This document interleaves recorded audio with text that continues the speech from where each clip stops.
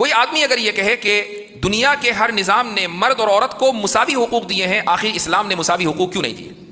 اب دیکھیں یہ سوال بہت سے نوجوانوں کے ذہن میں آتا ہے، اور کتنی ہی مرتبہ یہ سوال مجھ سے کیا جا چکا۔ ابھی میں نے حوالہ دیا کہ 3-4 دن پہلے جموں میں ایک پروگرام ہوا، تو جب کوشچن آنسر سیشن ہوا تو اس میں ایک نوجوان نے، جو کہ لا کالج میں پڑھ رہا تھا، اس نے ایک سوال کیا کہ عورتوں کو مسلمان اسلام میں، اس نے کہا شریعت میں عورتوں کو شریعت میں ناقص العقل کہا گیا ہے، اور یہ چیز تو عورتوں کے لیے توہین ہے۔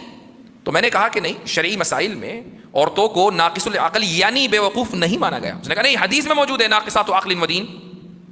تو میں نے کہا اس کا مطلب کچھ اور ہے۔ اس نے کہا کہ 2 عورتوں کی گواہی 1 مرد کے برابر ہے، اس کا مطلب آپ عورتوں کو بے وقوف سمجھتے ہیں، کم عقل سمجھتے ہیں۔ یہ ایک مسلمان کہہ رہا تھا جو لا پڑھ رہا ہے، اگر اس کا یہ شبہ اس وقت دور نہ ہو تو وہ اسی شبہے کے ساتھ زندگی گزارے گا، اور ہو سکتا ہے وہ یہ کہے کہ میں اس حدیث کو نہیں مانتا، میں اس حدیث کو نہیں مانتا، اور انکار حدیث الحاد کا تیز ترین راستہ ہے۔ ہو سکتا ہے کہ کل کو خدا نخواستہ وہ ملحد بن جائے۔ انکار حدیث جو کرے گا وہ ایک نہ ایک دن ملحد بن جائے گا، اللہ ہے کہ اس ملحد الحاد سے پہلے وہ مر جائے، وہ بات الگ ہے، لیکن اگر زندہ زیادہ رہا ملحد بنے گا۔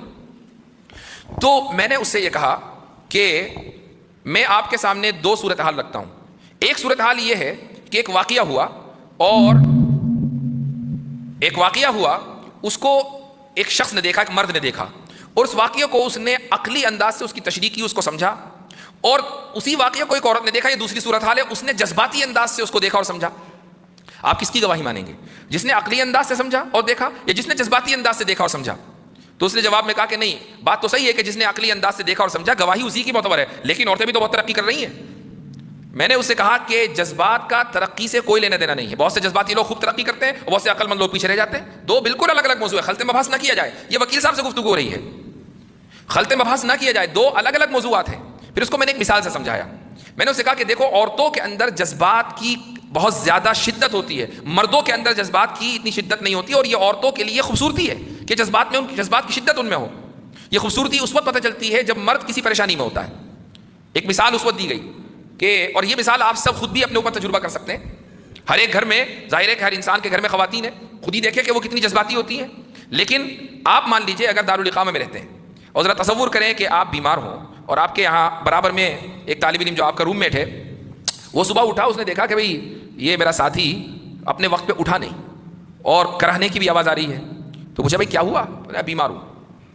تو وہ ساتھی زیادہ سے زیادہ کیا کرے گا؟ اگر مسلمان ہوگا، دیندار ہوگا، دعا دے گا، کمرے سے باہر نکل کے درسگاہ پہنچ جائے گا، اور اگر دینداری نہیں ہوگا، اچھا ٹھیک ہے، ٹیک کیئر کہہ کر وہ نکل جائے گا۔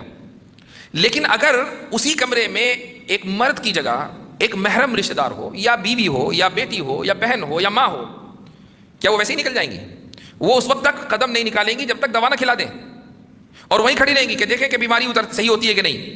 یہ ہے شدت جذبات کا فائدہ۔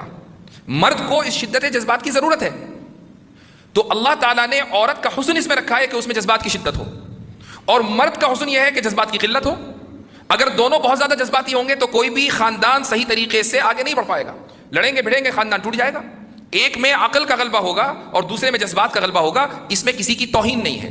ناقصات عقل و دین کا مطلب یہی ہے۔ تو جب ایک عورت کسی واقعے کو دیکھے گی اور اس کی تشریح وہ جذباتی انداز سے کرے اور اسی طریقے سے عدالت میں جا کر گواہی دے، تو اس کی گواہی اکیلے کی گواہی قابل قبول نہیں ہوگی۔ کیوں؟ اس لیے کہ اگلا بندہ جو کٹہرے میں کھڑا ہے، اس کی عزت کا، اس کی جان کا، اس کی زندگی کا بھی تو سوال ہے۔